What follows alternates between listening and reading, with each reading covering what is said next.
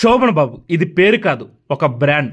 ఎన్టీఆర్, ఏఎన్ఆర్, కృష్ణ తమ నటనతో అభిమానుల్ని అలరిస్తున్న సమయంలో శోభన్ బాబు ఎంట్రీ ఇచ్చాడు. వారు ముగ్గురు కాకుండా ప్రేక్షకులు ఏ హీరోను కూడా ఆదరించారు అనుకున్న సమయంలో శోభన్ బాబు తన అందం, నటనతో ఫ్యాన్స్ ని ఫిదా చేశాడు. ముఖ్యంగా సోగ్గాడు సినిమాతో ఆయన కెరీర్ మొత్తం మారిపోయిందని చెప్పాలి. శోభన్ బాబు కాస్త సోగ్గాడిగా మారిపోయింది ఈ సినిమాతో. రింగుల జుట్టు, నుదుటిపై ఒక పంకుతో ఆయన ఒక ట్రెండ్ ని క్రియేట్ చేశారు.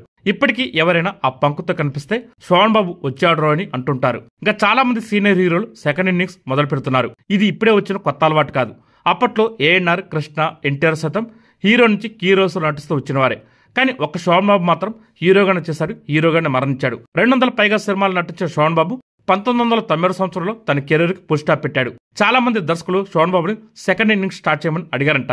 కానీ దానికి ఆయన నో చెప్పారంట. తాను ప్రేక్షకుల హృదయాల్లో హీరోగానే గుర్తుండాలని చెప్పేవాడంట. అంతేకాకుండా సెకండ్ ఇన్నింగ్స్ లో హీరోలకు తండ్రిగా, మామగా చేయాలంటే తన వయసు ఇంకా పెద్దదిగా చెప్పాలి. అది ఆయనకి ఇష్టం ఉండేది కాదంట. అందుకే హీరోగానే ఇండస్ట్రీ నుంచి తప్పుకున్నట్టు చెప్పారంట. అలాగే శోభన్ బాబు సెకండ్ ఇన్నింగ్స్ లో ఎన్నో మంచి పాత్రలు వచ్చాయి.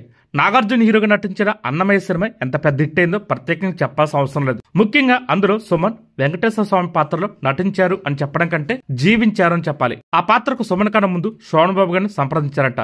ఆ పాత్రని ఆయన సున్నితంగా తిరస్కరించారంట. అలాగే పవన్ కళ్యాణ్, దేవయాని జంటగా నటించిన సుశోక్తం సినిమాని మర్చిపోవడం జరగని పని. అందులో పవన్ కళ్యాణ్ తండ్రిగా రఘువరన్ నటించాడు. తండ్రి కొడుకుల బంధం అంటే ఇలా ఉండాలని అప్పట్లో ప్రేక్షకులు చెప్పుకొచ్చారు. రఘువరన్ చనిపోయేలో ప్రేక్షకులు సైతం కంటతడి పెట్టారు. అలాంటి అద్భుతమైన పాత్ర ముందు శోభన్ బాబుకి వెళ్ళిందంట.